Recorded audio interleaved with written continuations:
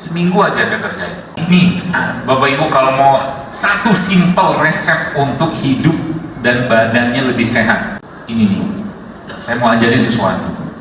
Jadi ini salah satu makanan, pangan, seratnya anti kanker ya. Dia juga buat tulang, termasuk juga, nah nih, saya kasih resep buat ibu-ibu yang pengen, bapak-bapak yang pengen wajahnya muda lagi. Jadi salah satu andalannya kita untuk bersih-bersih badan. Rutin minum ginjal, jantung, liver, otak, pencernaan, masya Allah. Dia akan perbaiki.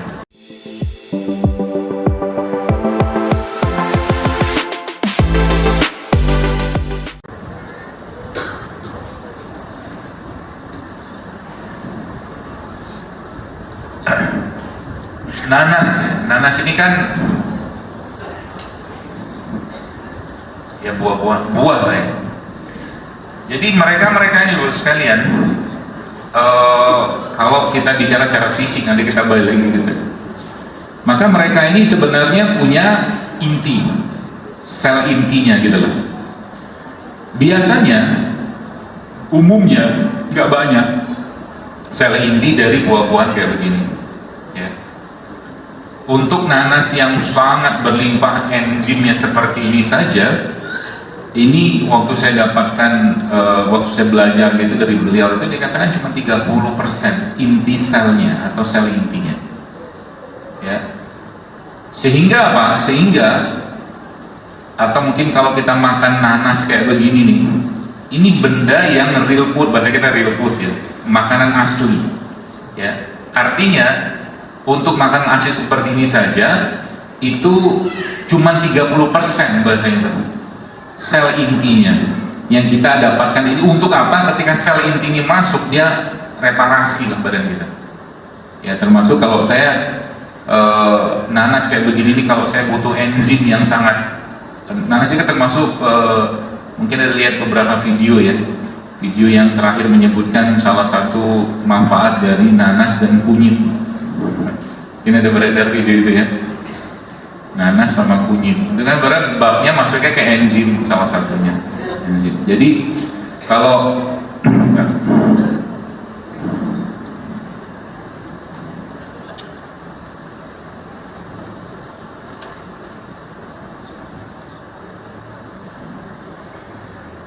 jadi karena nanas ini baru sekalian tidak ada tidak ada biji.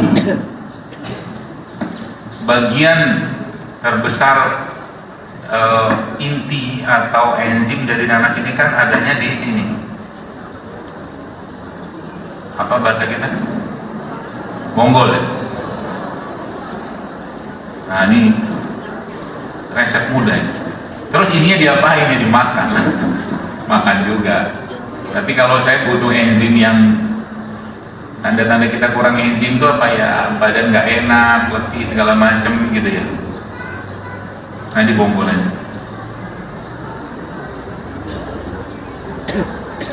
Dagingnya dimakan lah, jangan dibuang, tapi enzimnya itu justru banyak di sini ya, intinya lah bahasa kita gitu. Jadi kalau nanti mau bikin ramuan apa ya, ramuan kuat,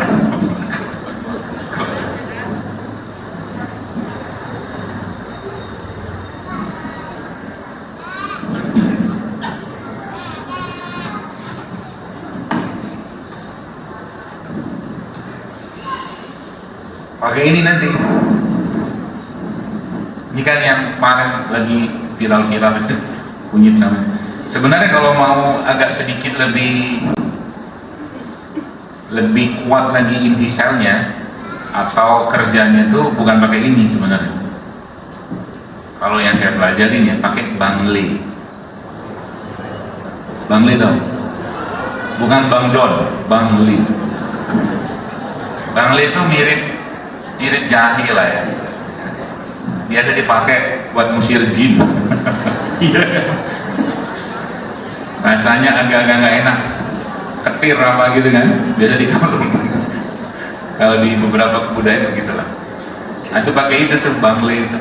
Bangle nanti campur sama ini. Ya. Campur kunyit juga apa-apa sih.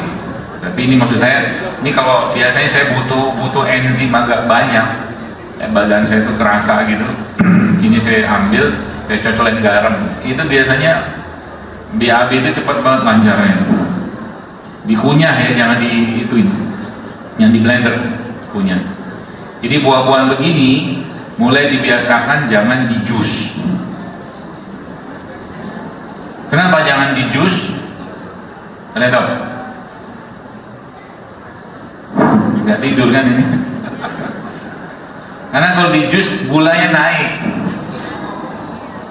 pecah deh kan gulanya.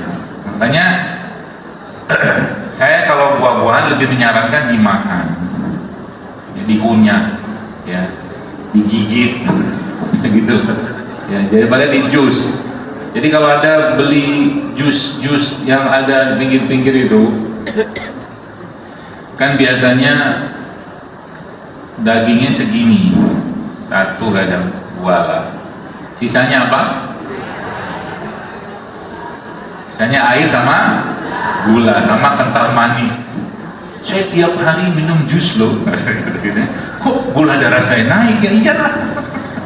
Udah ininya di jus naik gulanya, pakai gula pasir lagi, pakai kental manis lagi, komplit paketnya untuk meraih predikat kencing manis. Liru lah, dibikin gigi kita itu sebenarnya diciptakan Allah untuk apa? Untuk mengunyah kan. Ya, seperti itulah. Itu bangli. Nah kayak begini nih. Jadi kayak nanas kayak begini bapak sekali ini masya Allah ya. Kalau contohnya, nah saya ajarin resepnya. Karena kan intinya cuma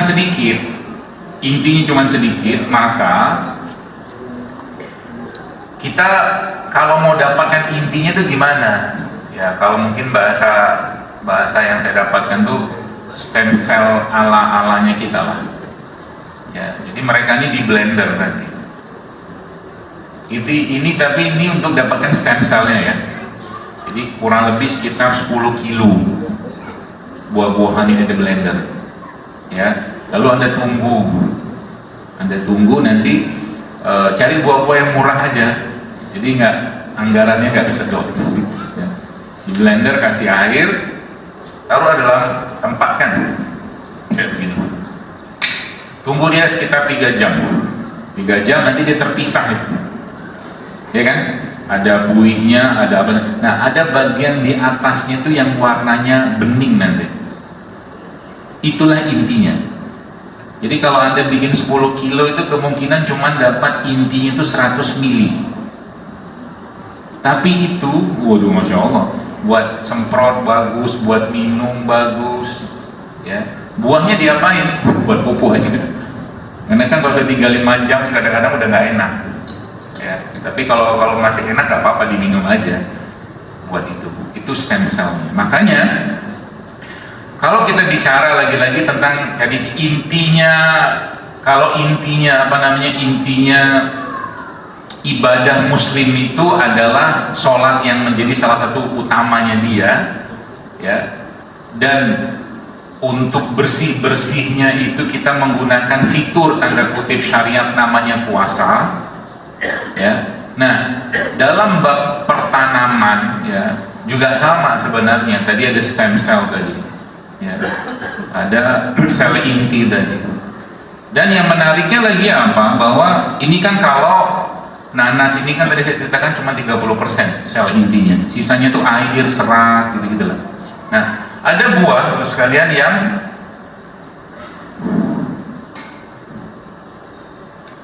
enggak ada. Kurma. Jadi ada buah yang seluruh bagiannya itu adalah inti sel. Itu kurma itu. Jadi kalau Anda bisa makan kurma, dan kurma itu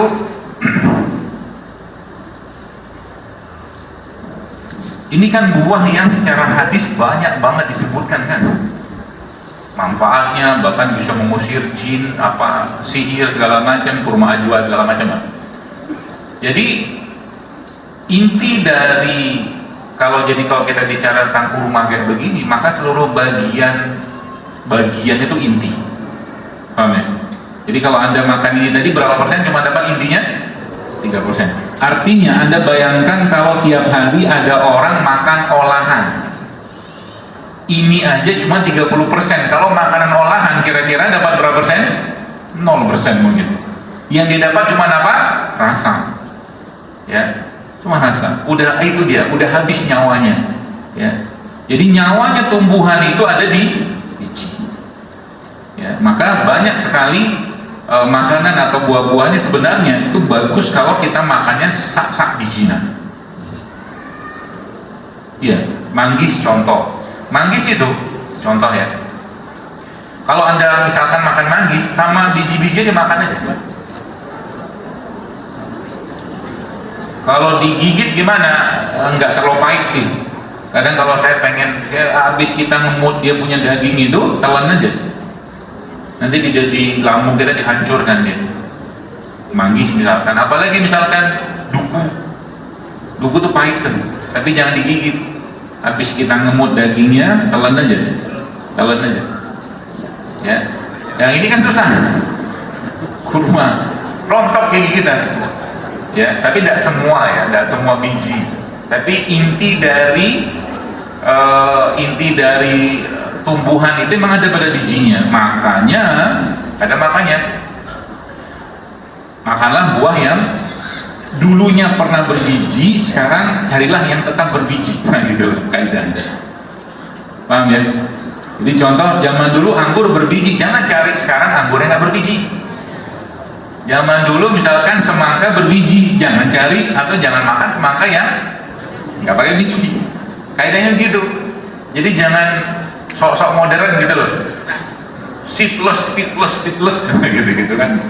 Kalau dia ada bijinya, justru malah inti itu di bijinya. Makanya kalau pernah Anda baca tentang beberapa penelitian atau mungkin tentang ilmu tentang perbijian, siapa tuh biji semangka itu kalau mereka bilang itu obat kuatnya pria. Biji semangka itu. Ya gimana mau kuat? Obat kuat bahasa gitulah ya. Ada merek apa obat gitu. Jadi kayak kurma kayak begini bagus sekalian ya. Ininya Anda sangrai atau kita sangrai atau diminum sebagai judulnya, ini kan bukan kopi. Tapi istilah kopi itu kan kita ngopi itu kan jadi istilah umum. Jadi kopi biji kurma makannya ini itu the best itu.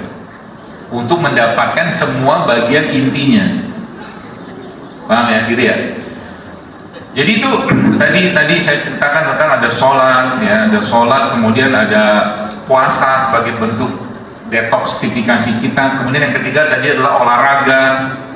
Ya, matahari ini saja, sekalian kalau kita baca dia punya penelitian atau mungkin kita baca riset-riset tentang itu, efek dari matahari itu banyak sekali. Maka orang yang nggak kena cahaya matahari itu, ya pasti akan sakit.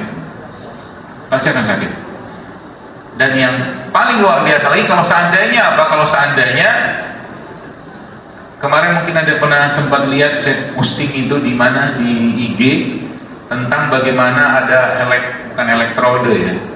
Ya apa tuh namanya ukur voltase itu watt seperti yang ada alat ada elektrodenya terus ditempelin terus nanti dia goyang gitu loh. Itu ada orang, saya belum pernah coba karena nggak punya alatnya, tapi itu ada orang barat nyobain, dia pakai sendal sama dia tidak pakai sendal, lalu ditempelin itu ke bumi sama ke dia. Ternyata waktu dia pakai sendal itu nggak bergerak gitu, tapi ketika dia lepaskan sendalnya, dia nyeker nempel ke bumi, itu ternyata bergerak dia. Itu tuh. Jadi seperti bumi itu mengalirkan elektronnya untuk kita. Kalau bahasa kita tuh nyeker. Ya, nyeker terbaik itu gimana sebenarnya? Baring kalau bisa. Baring di rumput itu terbaik gitu. Kayak kita disetrum semua bagian tubuh kita tuh elektron yang bermasalah itu sama bumi disedot. Ya. Kalau ada tempatnya. Ya, kalau ada tempatnya itu baring. Ya, saya kemarin lagi pas baru pulang kemarin naik gunung itu, kalau di sana kan banyak rumput kan, tidur aja tuh kan. Pas turun tiduran di situ. Nah pas diperbanyak ngetes dengkul judulnya. Alhamdulillah masih bagus. sampailah ke puncaknya kemarin, naik ke Gunung Lawu itu. Jadi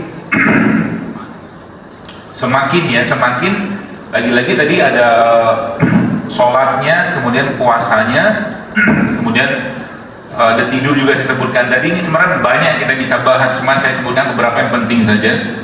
Kemudian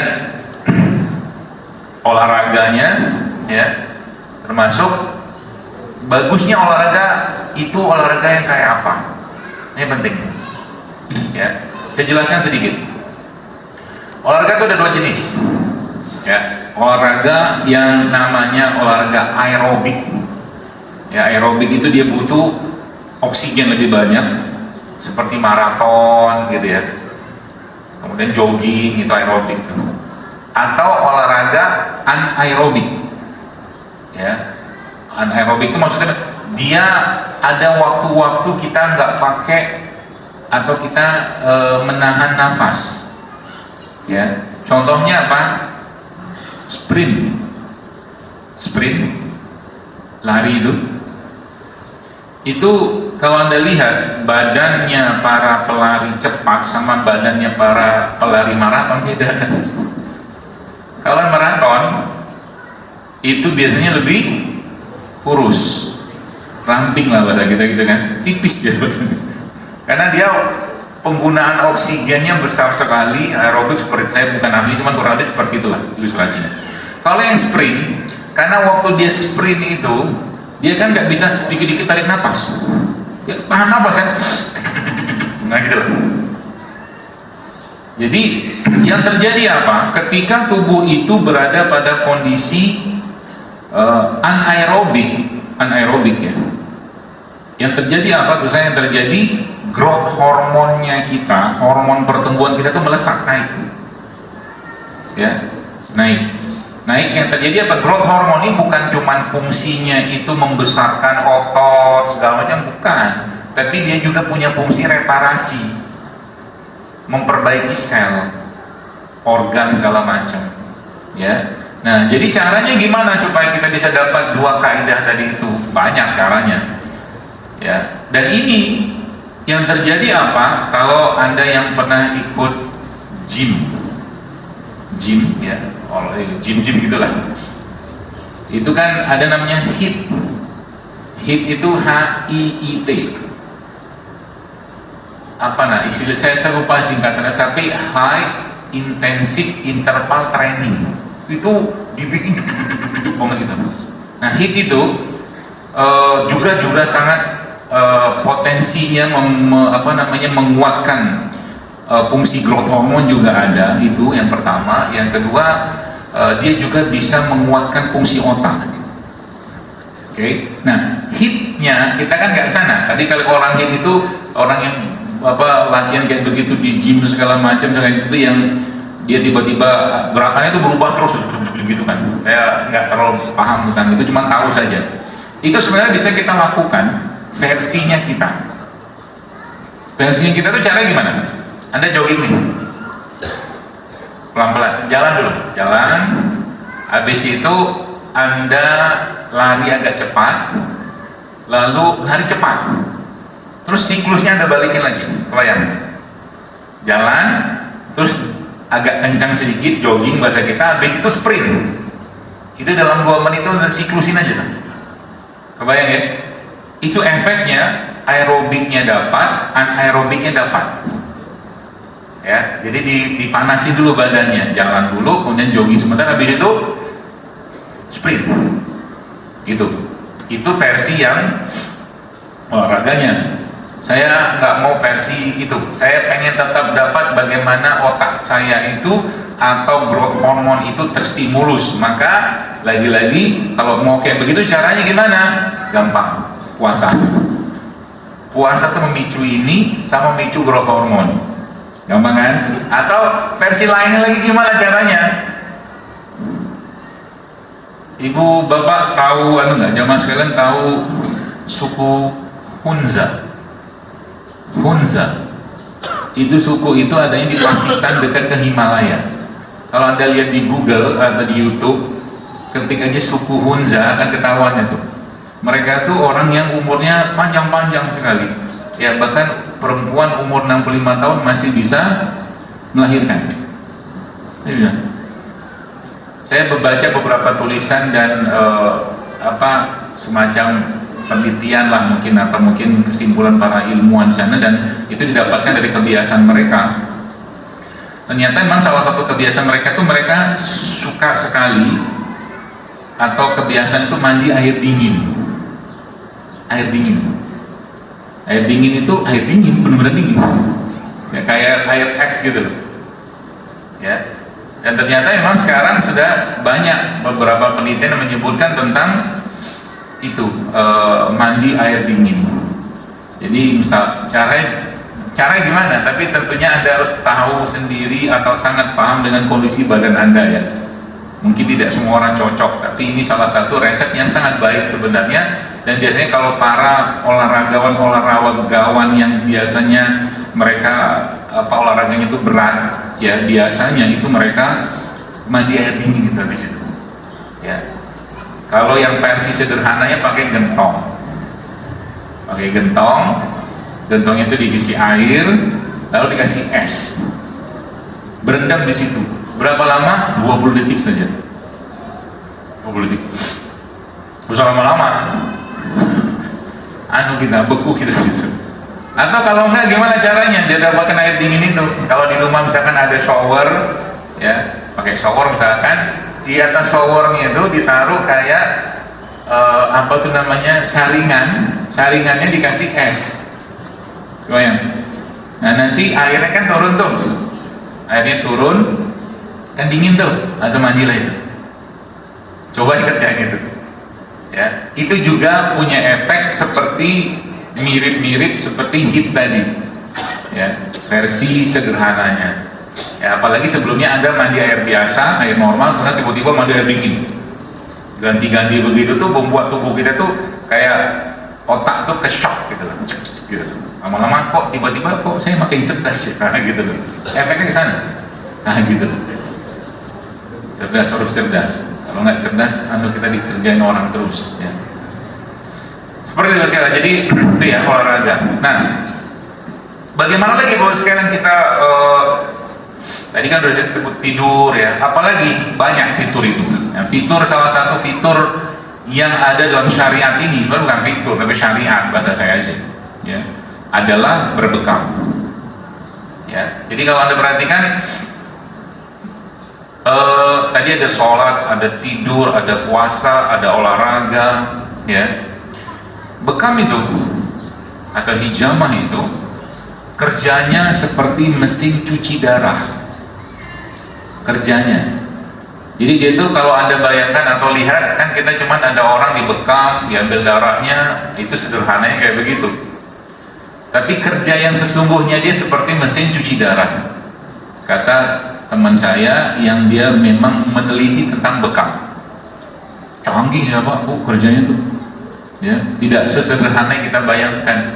Itu sebabnya dalam protokolnya kita yang diajarkan Rasulullah SAW itu kan puasa dulu 13, 14, 15, ya kan, bulan Islam. 16-nya kita rehat bentar, 17-nya atau 19-nya atau 21-nya kita diperintahkan Nabi untuk berbekam pada tanggal itu.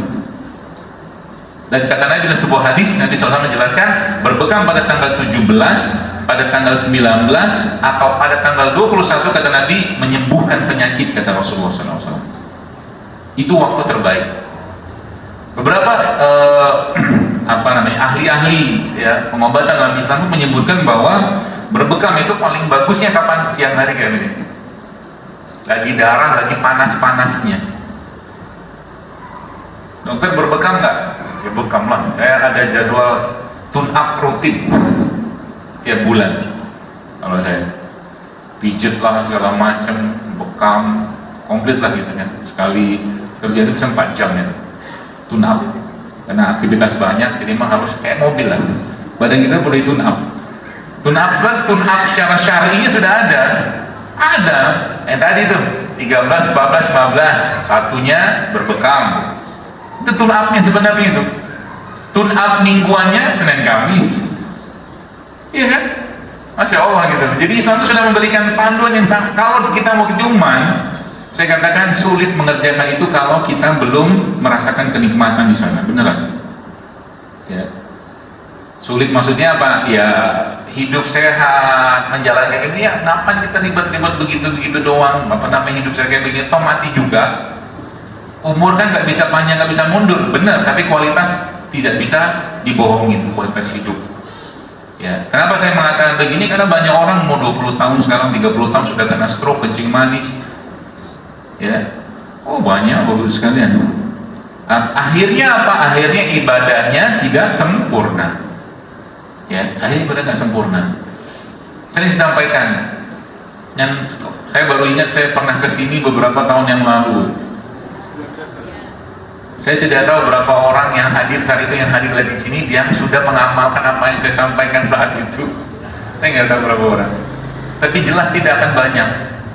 Karena hidup sehat itu setannya canggih-canggih. Benar. Setannya hebat-hebat loh sekalian. Ya, karena urusan bab tentang makanan ini ya, bukan bab kecil-kecilan. Allah sudah bilang, kata Allah, makanlah yang halal, kata Allah. Wa kulum yang fil ardi halalan thayyiban. Kata Allah gitu kan? Perintahnya kan begitu kan? Makanlah yang halal dan baik, kata Allah. Kalimat setelah ayat itu apa? Wala tattabi'u khutuwatis syaitan. Ada urusan apa? Makan setan. Ulama itu menyebutkan setiap ayat dalam Al-Quran itu sekalian, kalau ada sebelum sesudah itu pasti kaitan dengan ayat itu atau kalimat itu. Jadi urusan makanan minuman itu yang halal baik itu ada setan iblis ngintai kita. Kalau dia nggak bisa goda supaya kita makan yang haram, dia akan goda kita untuk makan yang tidak thayyib, kan gitu. Thayyib juga nggak selesai, dia akan cari yang berikutnya, berlebihan. Itu. Nabi Adam dikeluarkan dari surga dosanya gara-gara apa? Makanan. Gak sadar kan kita kan? Dan iblis laknatullah alaih itu waktu Nabi Adam diciptakan Allah dengan tangannya Allah Subhanahu wa taala, ada baca hadisnya, sebelum ditiupkan ruh oleh Allah Subhanahu wa taala ke dalam tubuhnya Adam alaihissalam, Bapak sekalian, iblis itu masuk ke dalam jasadnya Nabi Adam tanpa ruh itu. Dan salah satu kesimpulannya iblis dalam hadis itu adalah bahwa ini manusia, ini makhluk akan banyak sekali berurusan dengan perutnya, gitu, syahwatnya. Terbukti sekarang, bisa nahan makan, semua dimakan. Sudah tahu nggak sehat, masih dimakan juga. Jadi kalau Anda sekarang sudah datang ke majelis-majelis seperti ini, kajian-kajian seperti ini, menurut saya Anda sudah jatuh hukumnya. Jatuh hukumnya apa? Sudah dikasih tahu, masih ngerjain. Maksudnya ya? Jadi kalau sudah masih juga makan yang nggak benar-benar, dosanya kayaknya agak lebih besar karena udah dikasih tahu. Entah levelnya dosa atau tidak, saya nggak tahu lah. Ya, udah tahu nih, ini nggak sehat, ini nggak sehat, masih juga dikerjakan. Akhirnya terjadi apa? Sakit lah badan itu. Ya seperti itu. Sekarang kita tanya nih, kita tes ya. Dari Bapak Ibu sekalian di sini, tes dulu awalan. Yang sudah makan buah hari ini siapa? Coba angkat tangan. 10%. Oke, kita tanya lagi. Yang sudah makan herbal hari ini siapa? Angkat tangan. Makin dikit. Yang sudah minum rimpang. Tadi saya ngisi berapa tahun lalu, nggak diamalin juga. Ini Bapak, ya, Masya Allah. Kalau ya Allah, ini tuh minumlah ini sebelum ini mahal, beneran. Sebelum ini mahal. Sekarang masih murah meriah loh ini. Ada modal ceban 10.000 dapat itu, sepeda dapat, lampu dapat. Tapi kalau Anda tahu ini it will save your life. Ini bisa menyelamatkan hidup Anda, beneran.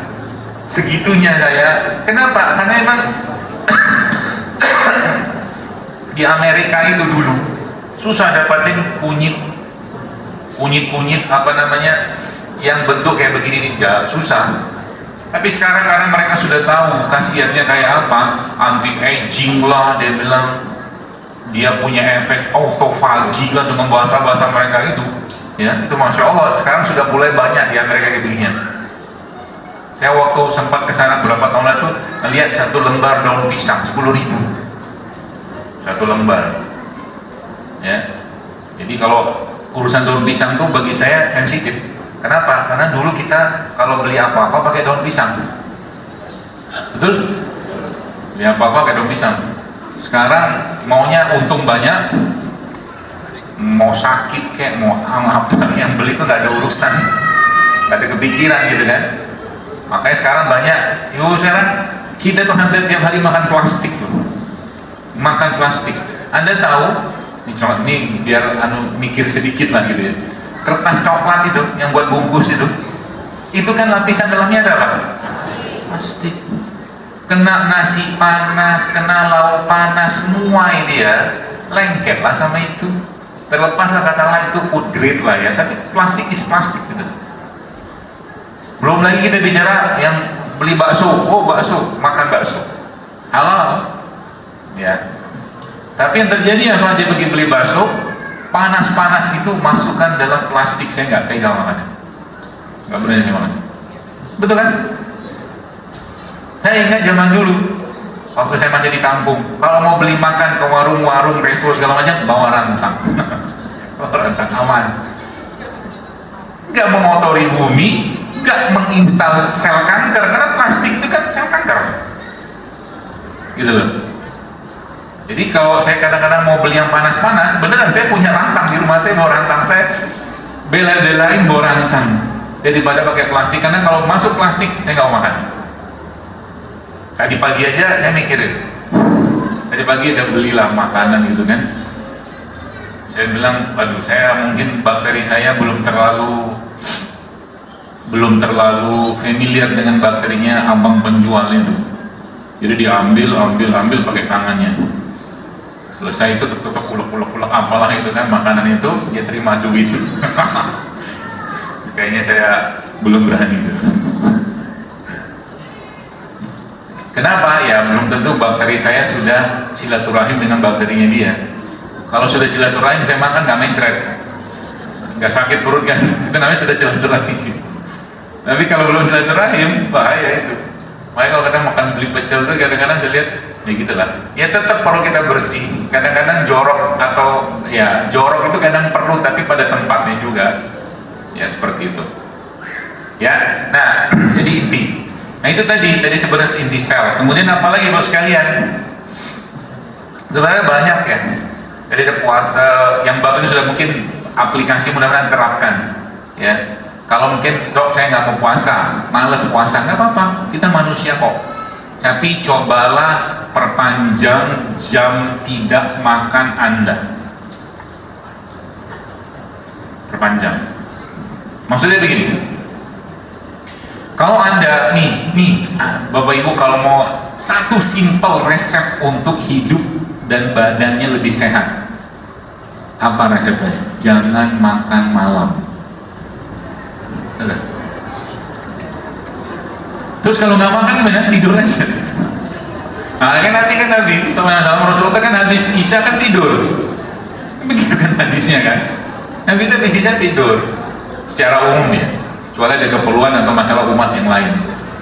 Ya, kalaupun malam Anda pengen tetap makan, kalau bisa 2 jaman sebelum Anda tidur itu waktu terakhirnya. Jadi misalkan rencana tidur jam berapa? Jam 9 ya, jam 7 lah terakhir makan ya, jam 9 tidur misalkan. Atau lebih bagus lagi misalkan matahari terbenam sudah tidak ada lagi makanan Anda, minum aja, itu lebih bagus. Sehingga nanti apa? Kesehariannya malam itu tuh tubuh kita tidak ada lagi beban makanan. Itu Masya Allah efeknya luar biasa. Karena tidak ada lagi beban makanan dalam tubuh kita, misalnya yang masuk. Yang terjadi apa kemudian berikutnya? Yang terjadi berikutnya, tubuh lebih sibuk untuk mendetoks dan mendaur ulang, recycle, daripada ngurusin makanan yang masuk.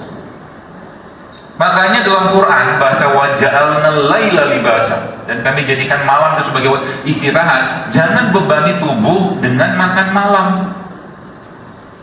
Ya, bebani.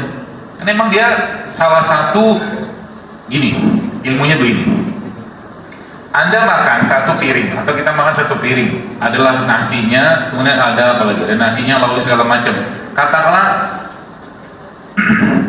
kalorinya itu misalkan 600 kalori, ya.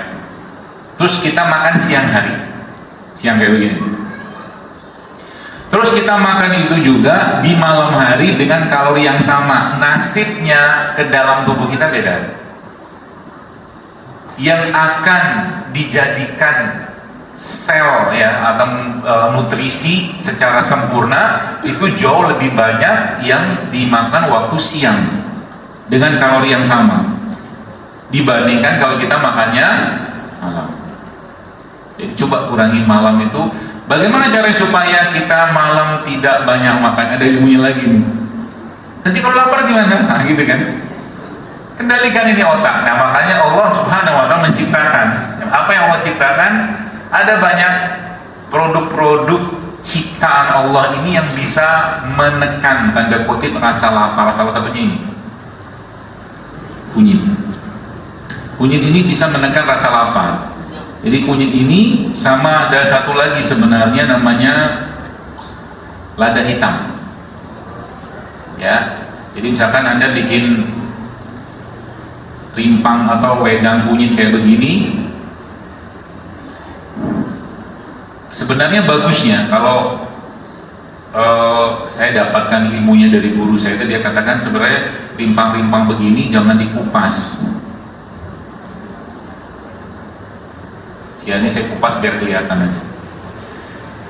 Kulitnya Anda bersihkan dan cuci bersih, nanti Anda siksa dia.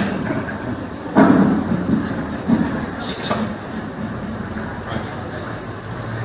Karena dia nggak punya taring, nggak punya bisa, nggak punya gigi, dia mengeluarkan bahan perlawanannya. Nah bahan perlawanannya itu karena ada geprek lah begini kan, nggak bisa digeprek. Misalnya digeprek-prek, nah gitu kan. Keluarlah bahannya itu, Anda masukin begini, terus kasih air.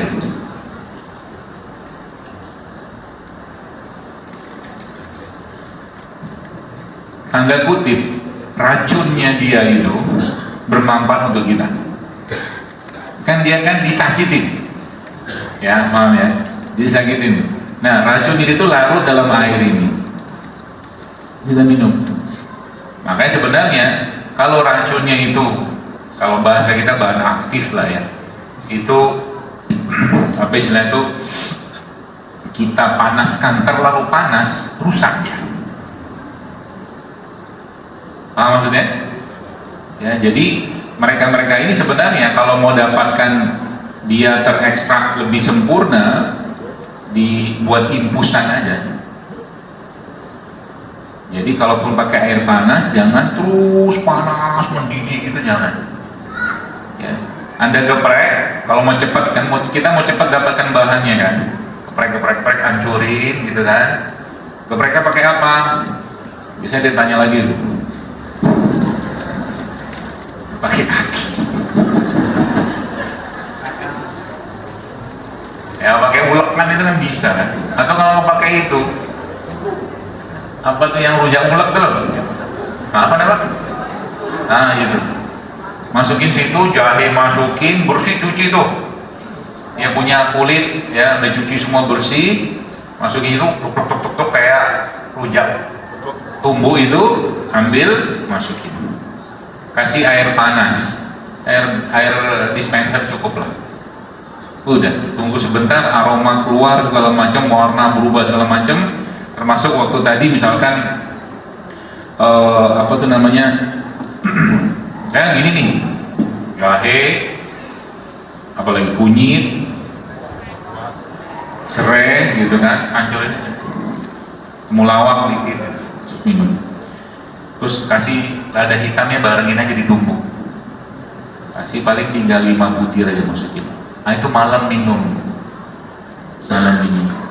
hangat kan, kayak basuh dalam tubuh kita kan. Minumnya pakai madu nggak? Kalau saran saya minum natural aja. Jadi kita sudah mulai membiasakan tidak ada manis-manis gitu kan. Kalaupun manis itu kita dapatkan dibuat boleh pakai madu. Insya Allah nggak pahit-pahit banget juga kok.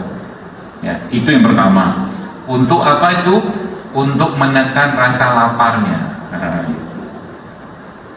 Atau ada lagi yang lain sebenarnya.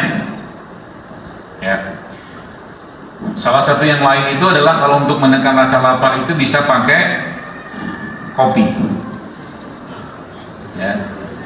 Jadi sebenarnya kopi ya, kopi lah.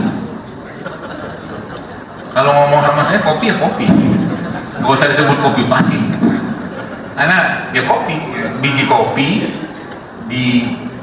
giling, keluar bubuknya itu kopi. Perlu saya jelaskan. Sebab banyak kopi sekarang bukan kopi. Ya. Entah apa, nggak tahu, kadang-kadang aroma yang nggak jelas, udah gitu gulanya hampir 2 sendok ya, tapi karena yang minum itu bahagia, ya nggak kena diabetes tiap hari pada 2 bungkus, 3 bungkus bahagia ya. Seperti itulah kopi ya, bubuk kopi itu. Makanya kalau saya kalau minum kopi itu bukan buat melek gitu, enggak, kalau pengen tidur minum kopi, minum aja kopi, nanti BAB-nya bagus ya. Ada orang kan memang betul kalau kita lihat secara data ya, tapi tidak semua orang juga, setahu saya juga sesuai seperti itu. Maksudnya gimana? Dia minum kopi supaya hilangin ngantuk ya, kalau ngantuk ya tidur, ngapain ditahan-tahan? Loh, sopir-sopir itu, saya lebih kayak kemarin kita pergi waktu terakhir naik gunung itu kan, sopirnya jujurnya kenapa? Dia bilang ngantuk ya istirahat dulu, kok usah dipaksain, minum kopi seliter juga tetap ngantuk, tidur. Jauh lebih aman, jujur kan, daripada dia maksa segala macem gitu kan, nabokin misalnya lagi nyetir, nyantai tidur setengah jam gitu kan, cukuplah istirahat sebentar, seperti itu. Ya, itu kopi. Jadi kopi itu bisa menekan rasa lapar. Saya nggak cocok minum kopi, nggak usah minum kopi. Tapi kopi pun ada banyak rasa kan. Yang setahu saya itu yang kalau lebih asam itu kan kayaknya Arabica kalau nggak salah ya. Kalau Robusta dia lebih apa ya? Pokoknya lebih tidak asam lah gitu. Saya nggak ahli kopi. Jadi kalau saya butuh kopi yang buat menekan rasa lapar itu, saya minum kopi itu pagi. Itu biasanya kadang-kadang saya sudah bilang nggak ada makan lagi siang, sore gitu ke badan saya, maka itu nggak makan sampai sore. Itu saya bilang memperpanjang masa tidak makannya. Itu saya. Nanti yang terjadi apa? Bisa jadi Anda cuma makan sekali sehari, tapi sekali makan berkualitas. Cukup. Kita tuh banyak makannya kan kadang-kadang berkualitas, ya kan? Akhirnya apa? Yang dimakan gula lagi, itu terus, ya. Jadi harus tahu cara makannya, ya. Jadi mereka ini bisa saya lihat, sekali saya sampaikan, coba mulai rutinin tiap hari. Subhanallah. Ini apa nih? Lengkuas kan? Jadi apa aja? Kalau Anda nggak ada penyakit apa-apa, sesuaikan aja dengan tubuh Anda. Hari ini misalkan jahe lengkuas, besok jahe kunyit, besok serai apa gitu, murah meriah. Tapi coba lihat kan, tubuhnya itu lama-lama pelan-pelan direparasi sama mereka ini.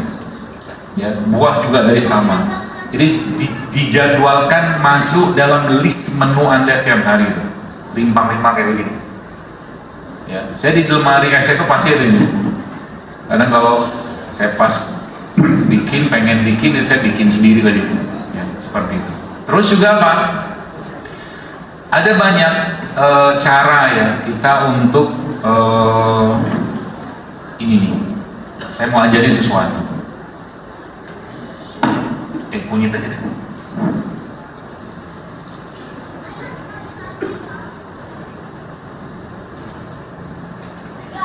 Ini kan minyak zaitun.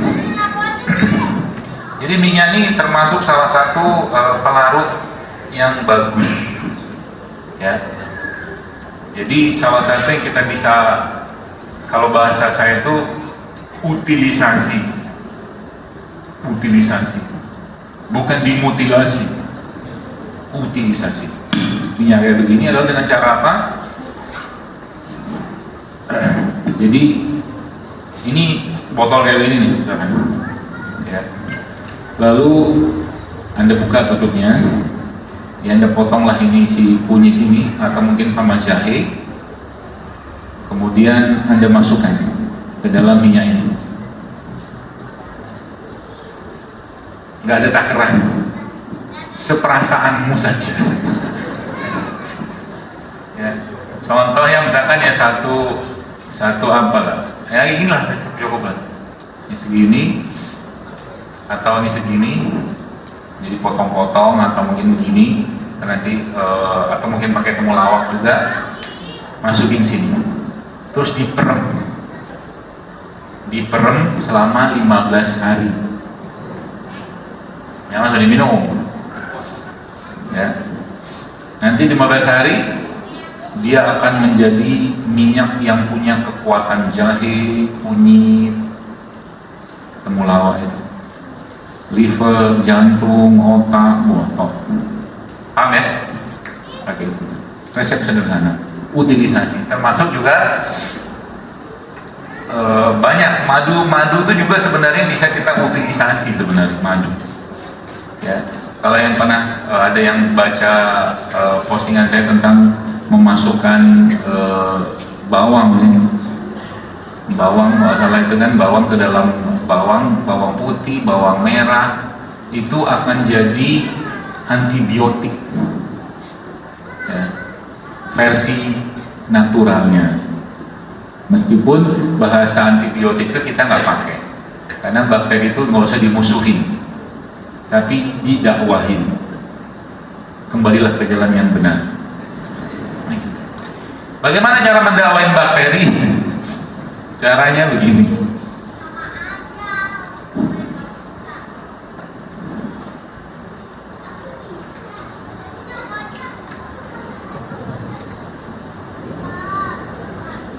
Caranya beri mereka makanan atau teman.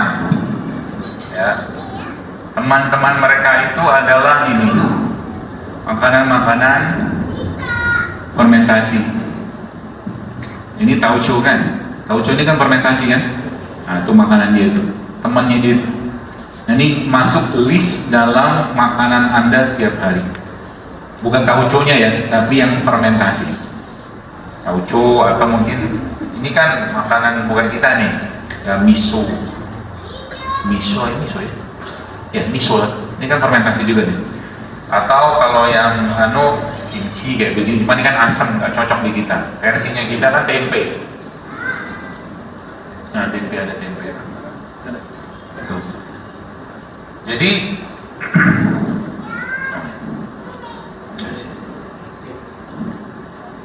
tempe super. Nanti kalau saya banyak pakai mereknya, nanti dipotong video ini. Saya dipikir brand ambasadornya. Soalnya udah banyak. Gitu ya, tempe. Ini kan fermentasi nih. Ya. Jadi kedelainya ketika jadi fermentasi, dia menjadi sangat apa? Sangat meningkat itunya. Kandungannya, kalsiumnya naik. Jadi tempe ini kan kedelai. Kalsiumnya naik, kemudian kaliumnya naik, magnesium naik, semua naik. Ketika dia dikasih bakteri kayak begini. Ya. Itu. Kemudian apalagi bro sekalian yang kita bisa apa itu namanya masukkan ya. Tadi kan kalau bab itu sudah selesai tuh, ya. Yang bisa kita masukkan lagi mineral. Nah ini nih saya mau kasih resep ke bapak ibu. Ini namanya apa? Bu tahu kan? Pulang kaling, rumput laut ini. Rumput laut. Rumput laut ini menurut saya, masya Allah, dia kalau yang saya ketahui nih, kita ada 80 atau 90 jenis mineral di sini. Jadi ini salah satu makanan, pangan, seratnya anti kanker ya. Dia juga buat tulang, termasuk juga, nah nih saya kasih resep buat ibu-ibu yang pengen, bapak-bapak yang pengen wajahnya muda lagi. Kalau urusan mudah-mudahan itu kan paling cepat ya. Jadi nanti ini diambil ginilah, cuman kalau dipraktekin lama pula. Jadi ini dimasukin sini nih di blender, rumput lautnya, terus dikasih madu.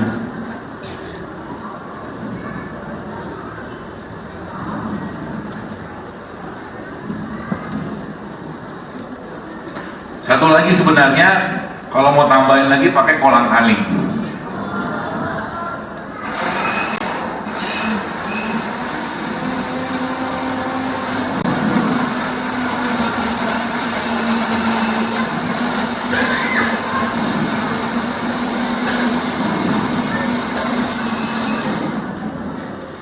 Kan jadi ini dia.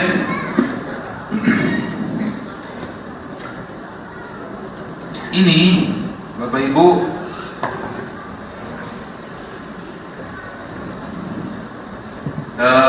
jadi obat buat salep orang eksim. Boleh tambah garam dikit lah. Jadi ini salep ya, eksim apa luka-luka apa, termasuk juga buat muka. Diminum juga bagus ya, buat apalagi ada kolang kalingnya. Jadi dibuat tulang, buat susah BAB ya kan. Biasa kita minum waktu Ramadan doang ya, padahal rumput laut ini salah satu sumber mineral terbaik ya gitu.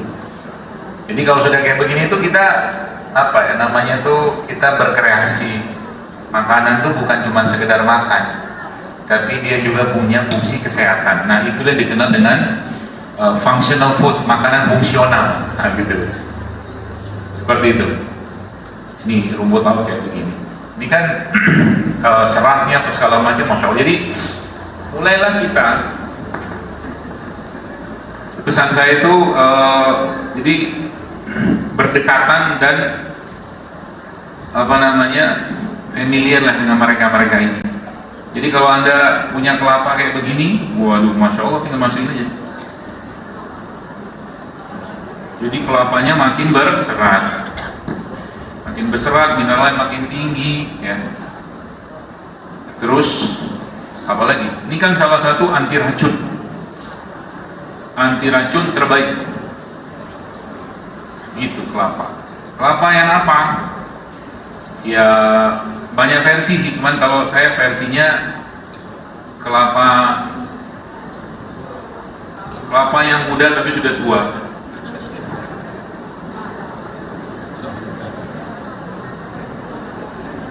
Maksudnya gimana? Kan ini kan kelapa muda nih, kelihatan nggak? Ini kan kelapa muda karena masih tampak mudanya. Kalau ini kelapa tua, dua-duanya anti racun. Dua-duanya. Apa anti racunnya? Ya airnya ini. Jadi Anda tambahkan madu sini, ya secukupnya aja lah. Boleh obok-obok, diaduk-aduk. Itu. Karena dalam kelapa ini ada makhluk ciptaan Allah. Percaya nggak? Kok percaya? Kok percaya? Iya, kelapanya ada makhluk ciptaan Allah, tapi di dalam air ini kan ada makhluk lagi. Loh, makhluk itu namanya apa? Bakteri. Itu maksudnya. Apa kerjaannya dia? Kalau kelapanya ini makin hari makin tua kena matahari segala macam, ya bikin keras kulitnya, ya kan? Kulitnya makin keras, lama-lama airnya tidak terpakai sama makhluk-makhluk Allah ini, diapain airnya? Bikin santan mah manusia, dibikin kentos. Tahu kentos? Udah pernah makan kentos? Nanti cari kentos. Itu nilai gizinya tinggi loh itu. Bukan kopior, kentos. Kentos itu air kelapa yang udah nunggu yang menjadi padat. Itu nilai gizinya tinggi tuh. Ya, daripada makan nugget, mendingan makan kentos. Gitu ya. Gampang kan? Gampang. Gitu. Kentos. Ini Jawa yang ngerti. Ya, mentosnya Jawa. Gitu ya. Jadi bakteri-bakteri ini bos sehat Anda kasih makan. Makhluk-makhluk ini Anda kasih makan. Makanan dia namanya apa? Madu. Nah, itu makanan dia.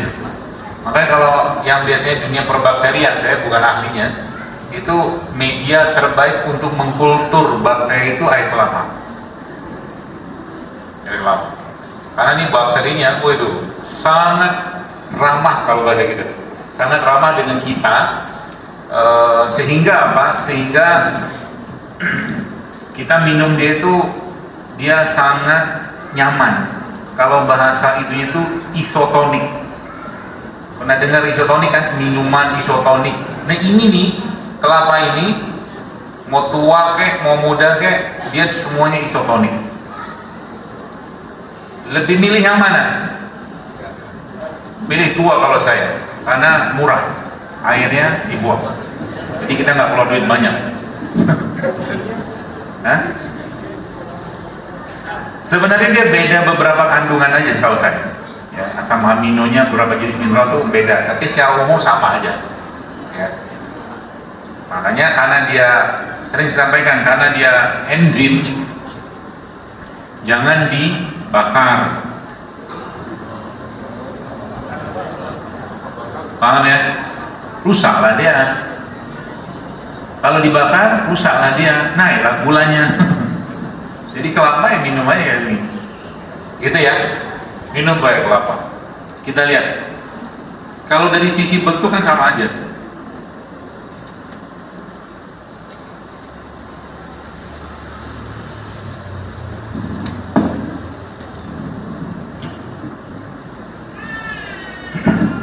Berapa lama ditunggu? Ya sekitar 15 menit lah. Gak lama, tapi kalau langsung minum juga gak apa-apa. Wih, mantap nih. Enak sekali siang-siang minum air kelapa. Tapi karena pembicara sudah 1 jam ngomong, pembicara yang minum.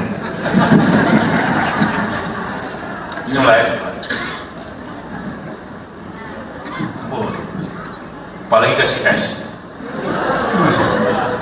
Udah cukup, jangan tambah apa lagi. Sekarang kan ada kelapa rasa alpukat, kelapa rasa orange, nggak masuk bakal di kita. Ya, kalau jual kelapa seada-adanya kelapa. Jangan diubah-ubah yang aneh-aneh. Kalau mau bikin ide kelapa yang sehat, saya kasih ide. Belum ada orang yang jual kelapa rimpang atau kelapa rempah. Belum ada. Maksudnya gimana? Contoh nih, nah, idenya nih, ide bisnis. Kan butuh bisnis kita. Kelapa kayak begini, kayak gini lah gitu kan, buang air sedikit, lalu Anda campurkan dengan ada air diamnya, kunyit, jahe, masukin situ, kasih madu. Toh, nah, itu kelapa rimpang namanya. Ya, tapi langsung minum. Ya, sekarang banyak tuh kelapa-kelapa, usaha-usaha kelapa gitu kan yang macam-macam lah, banyak yang sehatnya gitu kan. Nah kita bikin versi sehatnya dengan menggunakan mereka-mereka ini. Tuh, kalau acara-acara begini misalkan di depan itu sudah ada yang tahu kajiannya saya, dia jual kayak begini bisa laku tuh. Biasanya gitu ya. Kelapa, jadi kelapa ini jadi salah satu andalannya kita untuk bersih-bersih badan ya. Caranya saya jelaskan, boleh Anda mungkin kayak begini nih kan, campurin sama dikit sama kunyit atau jahe, sesuaikan aja. Kalau mau kelapanya jadi hangat, Nah, campurin jahe, air jahe yang saya campurin kasih madu, top. Rutin minum. Ginjal, jantung, liver, otak, pencernaan, masya Allah. Dia akan perbaiki. Gitu ya, gampang kan? Murah, murah, ya, murah. Jadi siapa bilang hidup sehat itu mahal? Ya, nggak semahal yang dibayangkan orang. Ya, apalagi yang sudah tahu caranya. Tadi saya lihat di belakang, tadi kan saya disajikan makan siang, cuman saya belum pengen makan, masih kenyang. Tapi saya berharap mudah-mudahan pembicara lain pun dikasih makan kayak begitu. Soalnya sehat, ada minyak, sayurnya banyak. Ini gara-gara menyambut Jidul Akbar doang nih kayaknya. Berubah anunya, apa namanya, menunya. Ya lumayan lah. 3 tahun sekali berubah makannya gitu. Karena kan 3 tahun lalu ada. Gitu ya di air kelapa ini masya Allah. Bapak Ibu manfaatkan. Enzimnya sudah ajarkan, jadi kayak ini nih. Ini gaya saya kalau saya makan ini sebelum ini makan.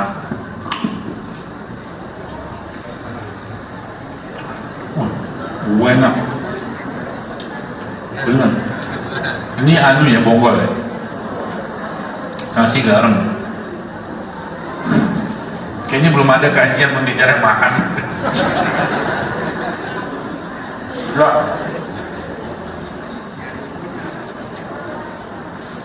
Makanya enzim, minumannya anti racun. Gimana nggak sehat kita? Murah meriah. Termasuk ini kan, nanas ini ada ilmunya juga. Kalau Anda butuh gula yang banyak, maka belilah nanas yang matang, overripe, ya kan? Karena dia gulanya tinggi banget nanas ini. Tapi kalau Anda butuh enzim dan serat lebih banyak, maka carilah nanas yang mentah. Paham ya? Jadi dia gulanya nggak terlalu tinggi banget, tapi enzimnya ya sebenarnya yang matang juga tinggi enzim. Cuman kalau saya nggak butuh gula banyak, saya cari nanas yang masih hijau, yang nggak ada kuningnya itu. Gitu. Jadi kita berperang dengan setan dalam urusan makanan. Nah gitu lah, harus cerdas. Nanti dibully terus sama dia, karena ngikutin terus kan. Gitu. Terakhir, yang saya mau cerita, jadi buah-buah begini sudah jelas ya. Kapan makan buah? Kapan makan buah? Kalau ada buahnya. Kalau tidak ada ya nggak bisa makan. Lebih baik sebelum makan. Ya, jadi kalau Anda makan berat, makan buah dulu. Bukan di jus, dimakan. Ya, begitu. Kemudian, ya ini kan sebenarnya obat semua ini. Belum saya jelaskan lagi lah. Jeruk nipis, ya serai, mudah sekali lah. Terakhir ini, saya mau jelaskan ini sedikit.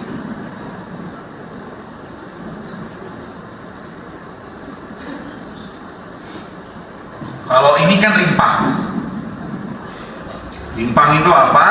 Umbi yang ada dalam tanah gitulah, apalah istilahnya. Ya. Rimpang. Kalau ini rempah. Beda kan? Beda. Jadi kalau ada baca rempah rimpang soalnya nggak sama.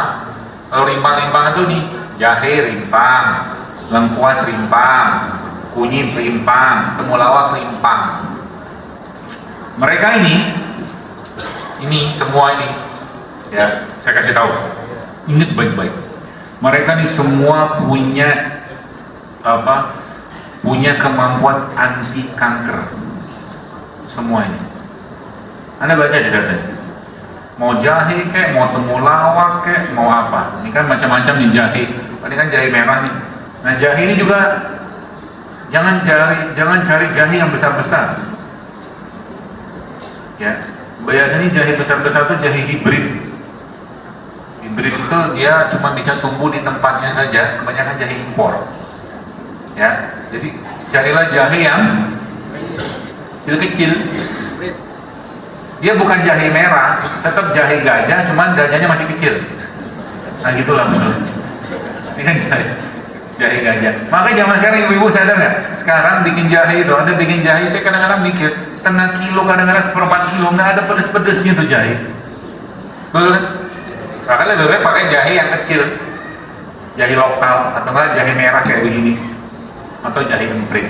Jadi mereka ini semua punya manfaat anti kanker. Ya, itu rimpang itu. Ada kencur juga. Ini kan ini bukan kencur ini. Ini apa? Bapak-bapak nggak tahu. Mau uci ya. Biasa dipakai buat masak apa? Apa tuh namanya? Ada masakan Betawi yang pakai ini teman?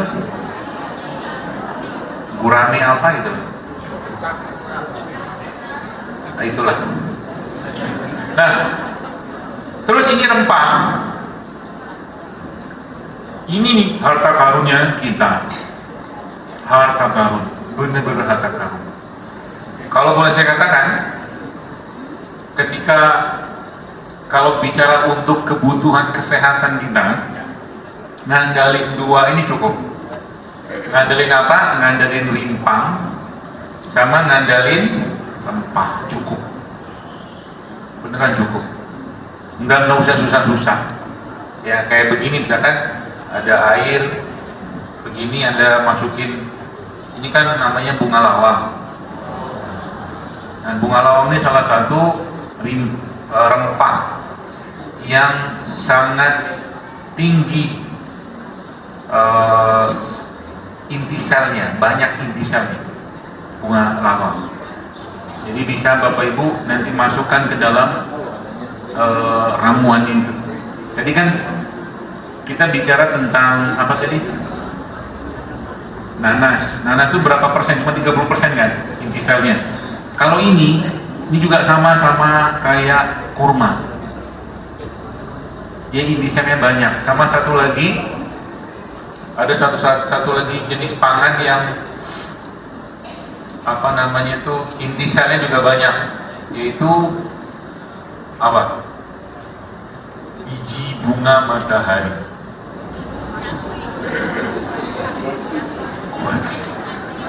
Kuaci. Tapi saya waktu dapat ilmu ini, saya pergilah ke supermarket. Pergi supermarket, saya carilah kuaci. Ternyata kuaci pun sekarang nggak banyak kuaci sehat. Udah pakai pemanis buatan. Aduh, susah dapat kuaci yang isinya itu cuma rempah-rempah doang. Nggak ada. Coba lihat nanti. Merek ini, merek itu. Jadi saya merindukan kuaci yang sehat. Ya. Kuaci itu intiselnya banyak. Jadi bagus kalau Anda konsumsi itu. Termasuk kalau ada lahan yang tidak subur, ya, itu Anda bisa tebarkan biji bunga matahari itu di situ untuk menyuburkan lahannya. Itu ilmu yang saya dapat. Karena itu memang bunga yang unik menurut saya. Dia menyerap cahaya matahari itu kan gede sekali tuh, dengan posisi kayak parabola gitu kan. Begitu. Jadi makan kuaci. Nanti coba cari kuaci yang sehat. Ya, kuaci yang ya rempah-rempah. Jadi yang dikasih perasa yang sehat gitu kan. Tidak pakai pemanis-pemanis buatan gitu-gitu. Karena sebagian saya lihat itu sudah pakai pemanis buatan semua. Nanti kalau Anda lihat tulisan itu pemanis buatan. Namanya apa? Aspartam. Aspartam atau asesulfam. Nah itu kalau ada itu bagusnya nggak usah minum, nggak usah makan. Termasuk minuman juga sama. Ya, sebab apa? Sebab setahu saya semua yang pakai pemanis buatan itu ada peringatan di bawahnya. Jangan diminum atau dikonsumsi untuk ibu menyusuin, hamil atau anak berapa tahun gitu. Coba lihat, ada peringatan. Soalnya banyak kopi-kopi sekarang pakai itu. Banyak. Ya, jadi gula pasirnya sendiri sudah gak sehat, apalagi itu. Ya, seperti itulah. Ya, jadi banyak yang kita bisa explore sekalian. Ya, jadi berarti resepnya apa? Disesuaikan aja. Ya, butuhnya apa? Misalkan ada masalah liver. Jadi akhirnya itu kan setelah kita kenali mereka ini, misalkan periksa lah, mungkin ke lab, saya punya liver itu, misalkan ada orang bilang saya punya liver itu naik enzimnya, terus dia bilang fatty liver kan gitu, perlemakan liver kan. Nah, ada tahu dulu perlemakan pada liver itu itunya apa namanya, penyebabnya apa? Kebanyakan gula. Gula itu sudah saya jelaskan, kalau nggak kepake ujung-ujungnya akan diubah tubuh menjadi lemak, nongkrong dia di liver, disimpan di sana. Makanya sering saya sampaikan, salah satu tips atau cara hidup sehat yang paling gampang itu adalah Anda stop, hindari semua jenis gula olahan. Bapak Ibu mau ikut saran saya nggak? Mau sehat? Nah, saya kasih tantangan, seminggu aja Anda kerjain, nggak usah lama-lama. Mau? Berat? Oke ya, Allah saksinya. Dalam seminggu ini Anda nggak usah makan ini. Siap? Berani? Nantangin ini. Ya sama kayak orang, saya sering bilang tuh sama hidup sehat itu ya mirip-mirip, nggak mirip ya, kayak orang sholat tahajud. Kalau orang yang sudah biasa sholat tahajud, nggak tahajud itu nggak enak. Tapi untuk mulai tahajud itu harus dipaksain. Karena kalau nggak dipaksain sampai mati juga nggak bakal tahajud. Paham ya gitu ya? Sama juga nih hidup sehat. Nah, sekarang saya tantang Anda seminggu ke depan. Ya, Anda nggak usah makan ini sama sekali, dalam segala bentuk dan segala olahannya. Siap? Nah, udah mulai berkurang siapnya. Tapi siap agak Bang? Mau kan? Mau. Tapi kalau ini Anda kerjakan, subhanallah, masya Allah, Allahu Akbar, banyak sekali efek yang akan terjadi dalam tubuh Anda. Beneran. Dia kayak balik balik semula jadi kalau bahasa Melayu. Ya, itu dalam seminggu ini Anda stop gula pasir dalam segala bentuk. Nah, udah mulai langsung pegang kepala, Allahu Akbar, musibah. Siap? Wish, Allah saksinya ya. Di rumah Allah. Ya Allah, yang baru saksikan, pengen stop gula pasir. Yang pertama, seminggu aja. Jadi dokter, kalau ada yang pertama, yang kedua, ya, tepung terigu.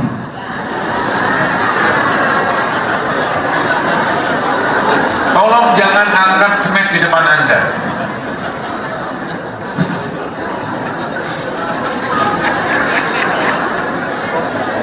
Karena yang saya sebutkan tadi kan di situ. Coba-cobanya. Kita gimana mau sehat?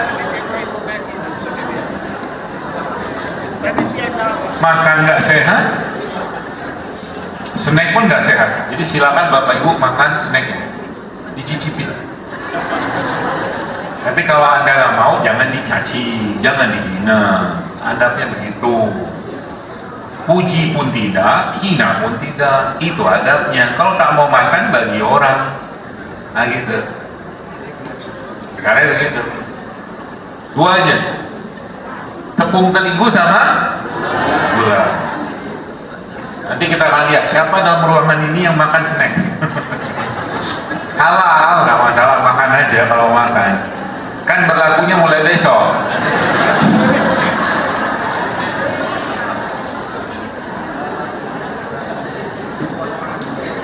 Subhanallah, Anda kerjakan itu sekali itu, Masya Allah, efeknya spektakuler beneran, saya nggak bohong. Ya, karena di dua ini emang Masya Allah tuh gula olahan dari terigu sama si gula pasir ini efeknya tuh sampai bikin lemes, beneran. Bahasa lemes ini ada dua. Yang pertama namanya adrenal fatigue kalau dalam bahasa ilmiahnya lah. Jadi dia makan tapi lemes, nah gitu loh. Yang pertama itu. Yang kedua apa? Insulin resisten. Jadi pankreasnya sudah soak. Jadi dia nggak kuat lagi menghasilkan insulin. Insulin itu nggak bisa lagi bekerja untuk menurunkan atau memasukkan gula darah ke dalam sel. Itu.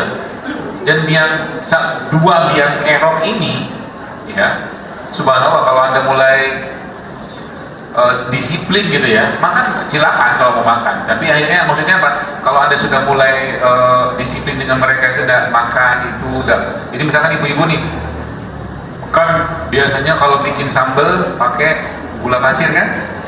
Nah ganti pakai kurma, bisa. Kurma buat pemanisnya bisa. Ya makanya kalau yang sudah pernah mampir ke saya, jadi apa yang saya sampaikan ini saya coba terjemahkan di kafe. Ada kafe ya kecil-kecilan lah saya bikin di Jati Asih itu namanya kafe JSR. Kapan-kapan main situ isinya tuh nggak ada terigu, nggak ada gula, nah gitu. Minyaknya kita pakai tapi minyak kelapa. Ada 17 minuman rimpang di situ. Dan teko saya sudah banyak yang habis pecah gara-gara ibu-ibu ini gini. Ada 30 teko udah pecah. Jadi ternyata rimpang itu kalau dimasukkan teko kopi itu loh yang ada tekan-tekan itu tuh, itu menarik sih buat mainan. Cuman musibah buat kita. 30 sudah pecah.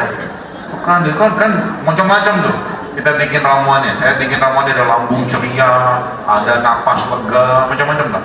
Tempat nongkrong sehat juga gitu. Ya, nanti kapan-kapan main. Cafe JSR, cafe.jsr kalau di IG. Main situ. Kemarin ada ibu-ibu dari Jambi, 30 orang naik bus. Mereka wisata masjid ke masjid dari Jambi naik bus. Ada yang umur 78 tahun, masya Allah. Sebelum mereka setelah dari Bandung, Jogja, Jakarta, terakhir itu mampirnya ke kafe. Mereka nyobain masakan sebelum masuk kapal di Merak. Ya, kemarin juga ada ibu dari Majelis Taklim apa dari Bintaro juga datang, satu bus. Ya. Apa tujuan saya bikin itu? Itu penting. Supaya apa? Lidah kita itu mulai kembali ke lidah asli gitu loh. Bukan dengan makanan-makanan olahan gitu loh. Karena generasi ini menurut saya perlu diselamatkan. Kalau pola makan kita kayak begini terus menerus, aduh, mungkin dalam waktu nauzubillah min dzalik beberapa tahun ke depan itu menemukan orang yang kena diabetes itu mungkin 15-20 tahun itu sudah cukup mudah. Beneran? Makanan kita sekarang semuanya gula. Seperti itulah. Jadi bagian dari menyelamatkan generasi bahasa gitu loh. Kalau mungkin agak sedikit bahasa peradaban yang dipakai, ya. Nah, kalau kita gimana di rumah? Nah, mulai kenalkan itu Bapak sekalian. Contoh mungkin di rumah bapak-bapak sudah kasih tahu sama istrinya, jangan ada gula pasir di antara kita, misalkan. Karena kau sudah cukup manis untukku. Nah, misalkan gitu ngomong sama istrinya kan? Gitu. Istri juga ngomong, jangan ada gula pasir dalam kopimu. Karena kau sudah cukup pahit untukku ketika kau minum kopi. Balas sama dia. Gitulah ya. Jadi isi bapak-bapak ketika bikin kopi, saya di rumah punya giling kopi sendiri. Kadang beli kopi, biji kopi saya giling. Sebuah kenikmatan sendiri giling kopi itu. Ya paling berapa 1-2 sendok giling, seduh buat itu. Jadi kalau bapaknya minta kopi, jangan lagi kasih kopi yang ada gulanya. Ya, temani dia waktu minum kopi itu, supaya dia merasa ada manis dalam kopi yang dirasakan juga. Nah, misalkan gitu. Bapak-bapak bilang juga sama, jangan ada tepung terigu lagi di antara kita. Nah gitu. Jadi lama-lama banyak yang cerita ke saya, dok, setelah saya ngikutin dokter, belanja saya banyak hematnya, dia bilang. Nasi kita jarang makan, banyak lauknya, banyak rimpangnya, kita murah hidup sehat itu, gitulah kurang lebih ya. Mudah-mudahan bisa dipahami. Mulai dibiasakan di rumah, terus kan itu saja pesan saya sebenarnya. Ya supaya lidah anak-anak kita ini kenal dengan mereka ini. Ya, minimal ada di rumah itu misalkan tiap hari ada stok buah buat anak-anak buat makan. Ya.